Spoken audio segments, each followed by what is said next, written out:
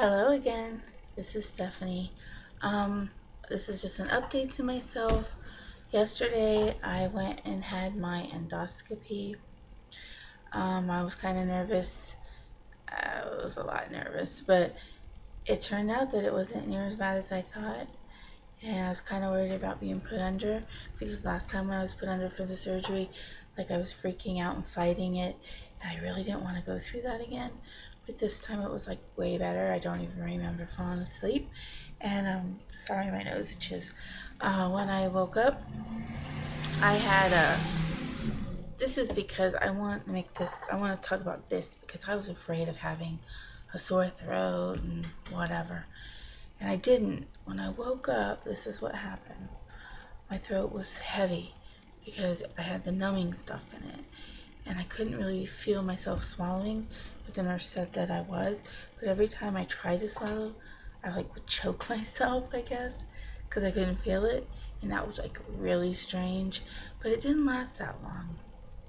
By the time I woke up and I was going through all that weird swallowing stuff and numbness, it probably only took about 15 minutes, 10 minutes for it to completely stop, and then maybe 30 minutes before I felt normal. And I was talking and I was awake. And I mean, the drugs that they gave me, it was just like being sedated for the surgery, but like a lot less. So it wasn't near as bad. But I mean, I did notice yesterday I was a little loopy and I was in a weird mood, like funny, weird, goofy. But that's really not a bad thing, I think. I kind of like being goofy sometimes. But I'm always goofy. I'm a blonde.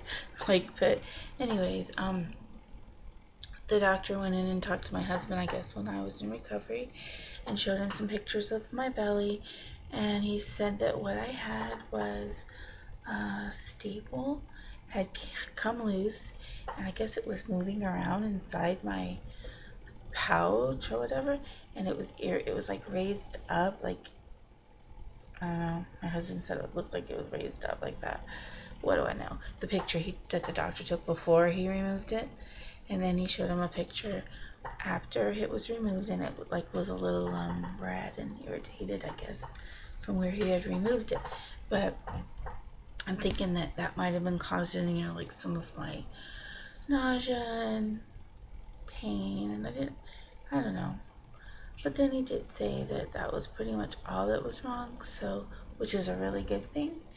But which means that a lot of my problems from throwing up and things getting stuck are really because I'm not taking small enough bites.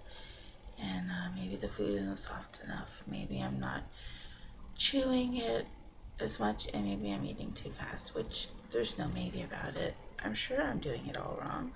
I'm a human being and I'm used to eating a certain way, and it takes a really long time to retrain yourself. But in the past week, I've done a few things different. First of all, I went and I had steamed oysters, and I had like 6 of them, and they went down super, super easy, and they tasted really good.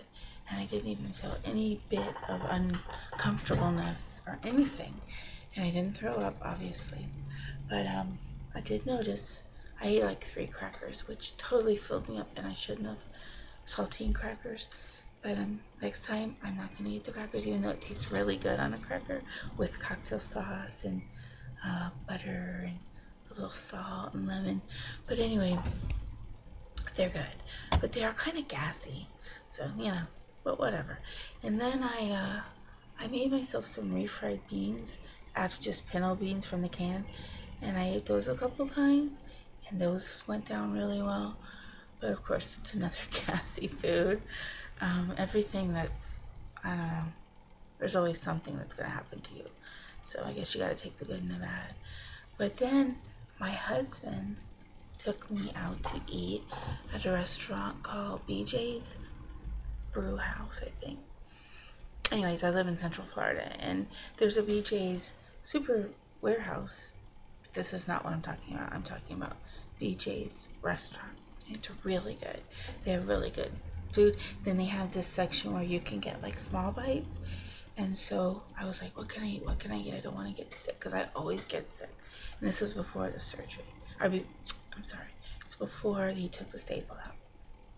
So anyway, I absolutely adore calamari, fried calamari, which I know I'm not supposed to eat fried food, but we had it cooked extra crispy.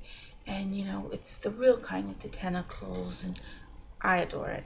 And so I ate a few bites of the really crispy calamari, and it didn't bother me, and it went down. I was shocked. And then I got my little salad, a small bite, and it was arugula, which is small, and little tiny little chunks of really sweet seedless watermelon with feta cheese and little thin pieces of pickled onion, and then some kind of a fruity vinaigrette dressing, maybe with some balsamic vinegar. Anyway, it was this little plate, and it was a little portion. I was able to eat it. It went down. It was awesome. I didn't get sick at all. I was extremely happy. So I'm finding that there are some things I can do. It seems like when I cook at home, I always get sick for some reason. Even when I try to make things that I should be able to eat, for some reason it's just not as good as when I go out. Is that weird? Does anybody else have this happening? I don't know. But then yesterday, after I got the staple removed, I couldn't eat anything. Everything bothered me. So today's a new day. Now, as far as my weight, I didn't get weighed, and that sucks because I really wanted to. I'm going to have to go buy a scale. Oh, hold on. Oh, my little grandbaby's awake and she's crying. All right, well, I'm going to go be with my baby I love. So, anyways, this is my update. I'm going to come back real soon once I get weighed because I'm excited to see how much weight I lost. But until then, if anybody decides they want to watch me, I love you, and God bless you, and thank you, and you're doing great, whoever you are, and I really appreciate the fact that you're my friend, and that you care, and I want you to have a wonderful, wonderful day. All right, bye-bye.